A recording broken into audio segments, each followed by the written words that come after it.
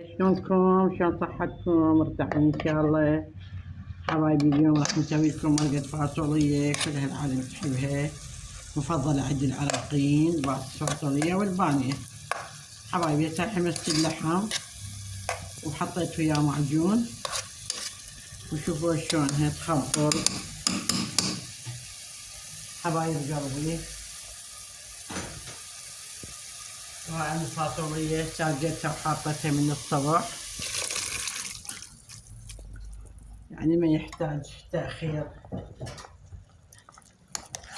وكنا نعرف شلون نسوي الفاصوليا. البنات يقولون ليش ما تحكين؟ ليش بس تسوين هيجي وتنشرين؟ اسوي هيجي ماكو لايكات ومشاركة، ما اسوي هيجي احكي مع نفس الشي. وما ادري شنو اللي يريدنا والله الحبايب. عيني هذا الثوم التشريب مال اللحم هم حطيته وياه حبايبي، وشوية ملح، ونخلي وياها شوية فلفل اسود، وهذا هو لين الولد ما ياكلون البهارات بيها. ان شاء الله تعجبكم وتخش نظركم، وتم ان شاء الله نسوي ويا الشعرية.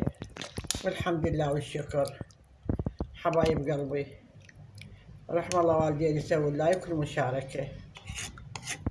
ان شاء الله تخش نظركم. خلي وياها عن الشكر، ملح وشكر شوية، يعني مو وخلي الملح. هسه راح اخلي الملح حبايبي، شباك قلبي انتو. وهسه راح اخلي الشكر،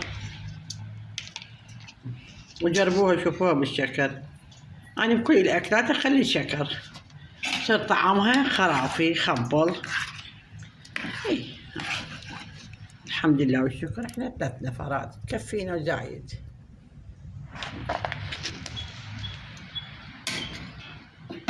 رحم الله والديكم عيني. جربوها شوفوها بالشكر شلون تصير طيبة.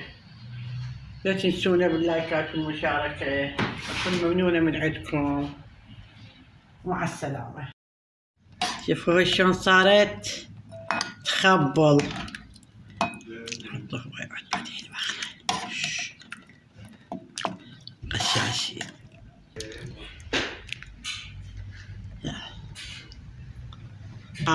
خير من الله، لحم غنم.